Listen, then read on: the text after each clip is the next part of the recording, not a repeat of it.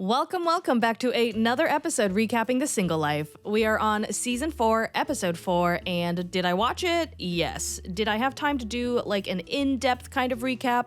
No. I'm very sorry, my panda pals. Real life got a little too real. So, sit down, strap yourselves in today because we are riding the Panda Express Bullet Train Edition. We're gonna start things off right with Chantel. The divorce squad finally make it to Hanya and they drop Chantel off for her little date with Giannis. All I gotta say is, Mooney, you did your girl dirty. Chantel needs to fire Mooney as her friend, as her makeup artist, all of the above. She looks so bad. The two start off in silence.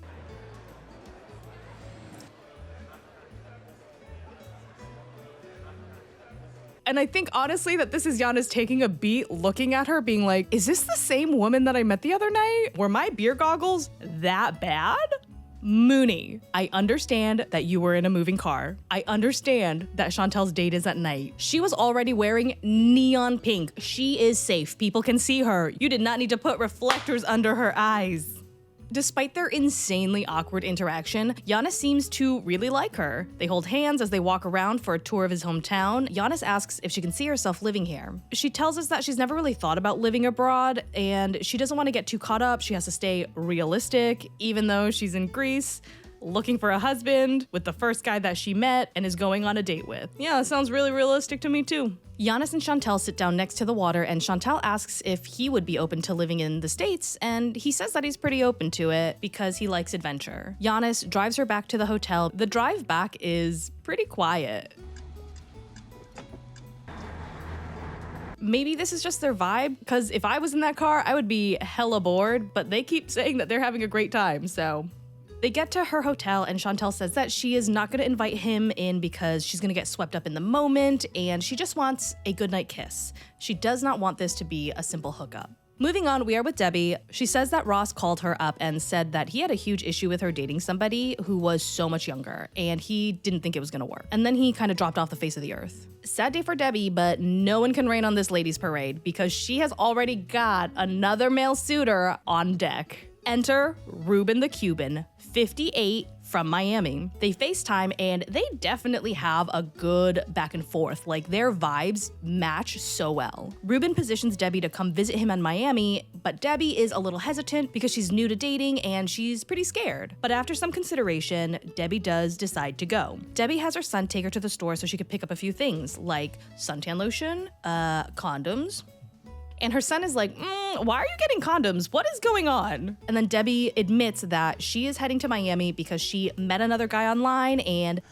Well, let's just say Miss Debbie must be prepared. Her son is not thrilled. This is giving him a lot of flashbacks. So he basically tells her, no, I'm going to Miami with you because I have to keep an eye on you. Debbie, obviously not a fan of this idea, but she understands where he's coming from, so she obliges and basically just tells him that he better not be a cockblock. Moving on, we are headed to see John.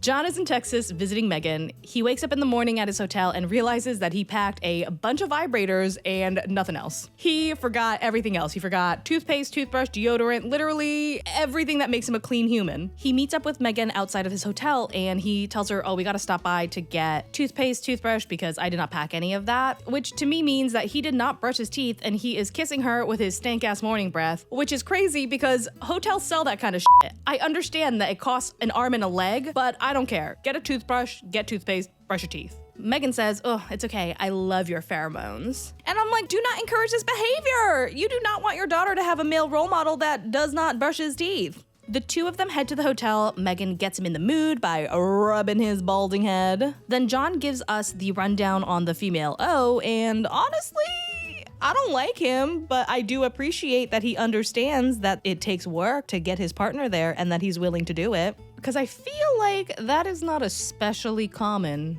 He goes on to whip out a vibrator and they get to answering that age-old question. How many licks does it take to get to the female O? A good question. Let's find out. 1, 2, 3. Next day, Megan tells us that she has never slid into anyone's DMs until she met John. I have nothing to say about that. I don't get it. The two head out on a date, and Megan asks if there's anything she doesn't know about him, and he says, well, I got no filter, I f***ed a pumpkin, and she's like, thankfully, the man is kidding. I do not get his humor, but Megan seems to, and that's really the only person that has to in this relationship. Megan goes on to tell him that she is looking for something serious and asks if he might consider an engagement somewhere on the horizon. John says he believes that two people should live together before considering engagement, and I'm like, yeah, sure, that's sound reasoning, but before people can live together, you should probably find your own place instead of squatting in every member of your family's house. Megan says that she's not really on a particular timeline, but then goes on to give him a timeline, and she says she kind of sees them living together in the next 6 months. John does not. John essentially says, yeah, they've only been dating for 5 months, and it seems kind of soon. And I mean, I agree, 11 months for me, it seems too soon to move in with somebody, but that is just me. I know other people, they're like, wow, that's a really long time. The way I see it, I don't have a kid, I don't want a kid, I'm not really looking to get married anytime soon, and so I'm okay not living together. Oh my God. Is this how John thinks? Because if it is, that's gonna be problematic for Megan. Moving on to Veronica, who is actually on the single life as a person that they're featuring, even though she's not single. So I take back what I said previously. She is picking Jamal up from the airport, and she tells us that he has been getting so much better at communicating because he actually responds to her within 24 hours of her sending him a text. He gets in the car and Veronica says, oh my God, I missed you so much quicker than usual. And Jamal just says, Yeah, no, I kind of felt the same way. Jamal goes on to tell us that he does not like the pressure that Veronica is putting him under to move to Charlotte because they have not even been dating that long. Veronica is planning a hangout with all of his friends, all of her friends, including Tim, and Jamal is not happy because he wants to be Veronica's BFF and he is not. Jamal and Veronica hang out by the pool with Chloe, and Jamal points at her shoes and says, what are those? And Veronica has no idea why these two are laughing, and it made me realize, wow, the age gap is real if your boyfriend and your 16-year-old daughter can relate to a meme and you have no idea what's going on.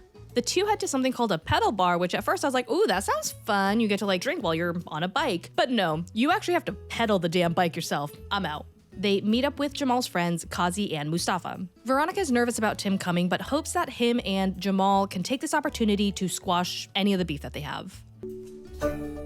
Veronica lets Jamal's friends know that Tim is coming, and Tim is her best friend, he is her ex, and he is also Chloe's non-biological dad. His friends are like, whoa, that is weird, and a red flag. Tim arrives and things seem pretty stiff. Tim exchanges some pleasantries with Jamal's friends, you know, how are you liking Charlotte? Oh, we love it, it's great. And then Jamal interjects and's like, well, it's fine, I guess. Tim goes on to ask, hey Jamal, like, why don't you like Charlotte? And I know that Tim knows Veronica's trying to get Jamal to move to Charlotte, so I'm sure he's trying to like suss out the sitch. And Jamal complains, it's too slow here, and then I'd have to make friends all over again, and it's just not a place I can see myself settle down in. His friends say that they don't see him living here and don't think that it's even sustainable. They say that another reason that they don't see this relationship working out is because of Veronica's relationship with Tim. Jamal again interjects saying, well, another reason is because Tim does not like me.